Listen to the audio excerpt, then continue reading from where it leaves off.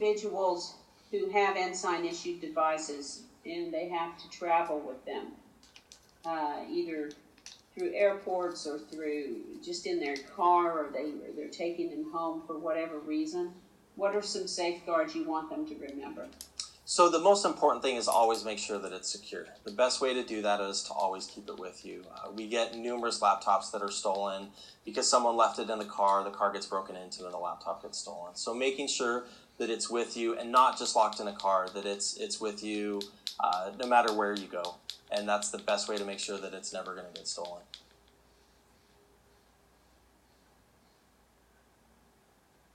Chad, in the Code of Conduct, it talks about a prohibition against insider trading.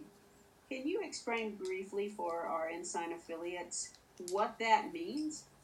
Sure. Yeah, it sort of has a scary sound to it, and I think that's a good thing because it is a serious matter. As we go about our jobs, from time to time, as we're employed by an affiliate of the Ensign Group, which is a publicly traded entity that has stock that trades on the public markets. From time to time, we'll become aware of information that the general public is not aware of. Things that could impact, the value of the entire organization. And, things like, how is our financial performance looking for the next quarter that we haven't disclosed yet?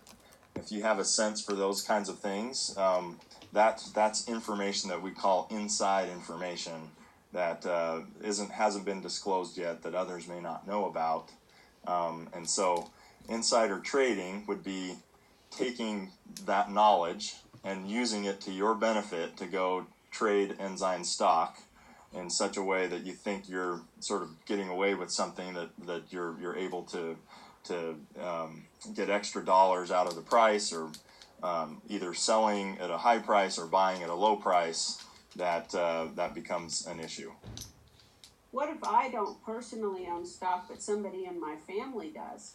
Yeah, that's a great question. So as an insider, you can sort of make someone else become an insider by telling them inside information.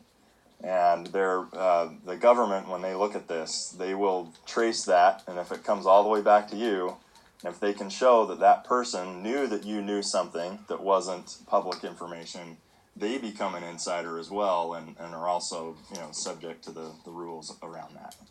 So as a general rule, the best thing to do is not to talk about it outside of the organization with those who have a right to know. That's right. Thanks. We appreciate that.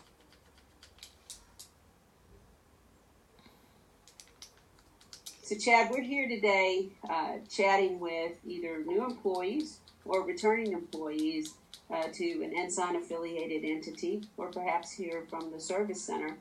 And I was wondering if you could take a few moments to explain in our Code of Conduct where it talks about proprietary information and what that means. Okay, sure. So as employees of Ensign-affiliated entities, we all come in contact with all sorts of information, records and documents and forms and manuals that are the property of the employer that we work for and are privileged to work for. And so as we do that proprietary information needs to be protected and kept in such a way that you would protect any property that we have at our jobs. So in sum, I think what you're saying is that anything that is created in the course of employment at any Ensign affiliated entity is the property of that affiliated entity and should not be used for any sort of personal gain or be released outside of the organization without express permission. Is that correct? That's right, yeah. And I often get questions about, hey, I want to use the Ensign logo to put it on, a letter or an advertisement or those kinds of things. And we have to be very careful about doing that for many reasons. But yeah, if you ever have a situation like that where you're thinking about taking this proprietary information and sharing it with someone outside the organization, you should definitely check with somebody and ask about that process. Thanks for your time today. Appreciate it.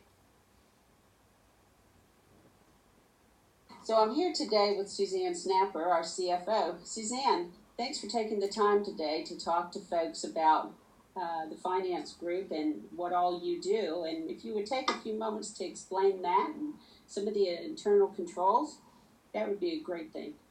Thanks, Debbie. Gosh, it's such a pleasure to actually explain the team. I mean, I feel so blessed every single day to work with these great people who are out in the field, really trying to be great resources. So we've got the AR resources out in the field, and then the finance team here at the service center, and then throughout the organization, and in Arizona and Utah and Texas, all working really to make sure that we have great financial internal controls throughout the entire organization. And it's really important. I know historically we've referred to it as socks, and get your socks on, make sure you have your socks on. And one of the things that we've noticed is that people might have forgotten what SOX is all about. And really what SOX is all about is that internal control process. So the system that we have in place to protect our assets, to protect the money, to protect you as a leader.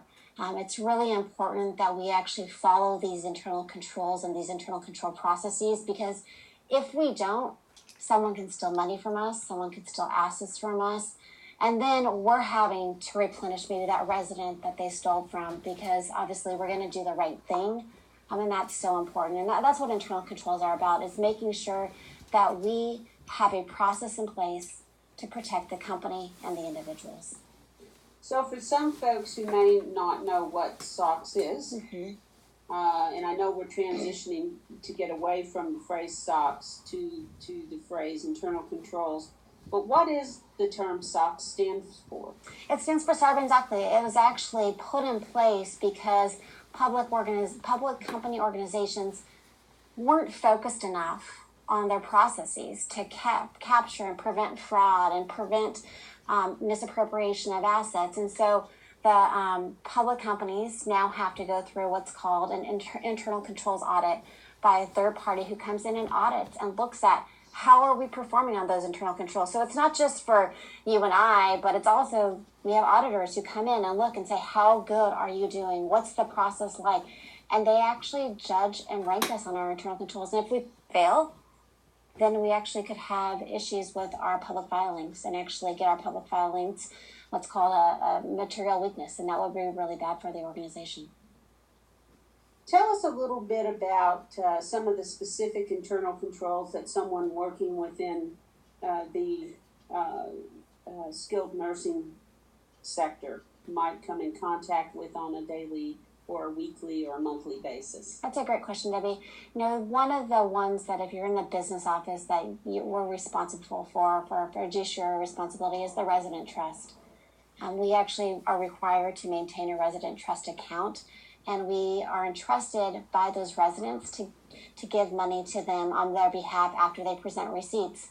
And one of the things that we do is we monitor that, and we make sure that we don't give money to the wrong person, that the right person gets the money for the right things. And so we have a process in place to make sure that we're doing that correctly and accurately. Other things are also just the receipt of cash. We receive cash for our services, our checks for our services, and so that application of that cash and making sure it's applied to the right resident, that's key and important. Other things might be that, when we get fixed assets, so those laptops, those computers that you have in your facilities, anything that you have in your facility, making sure that those just don't walk out the front door. And so keeping track of those and making sure that they're in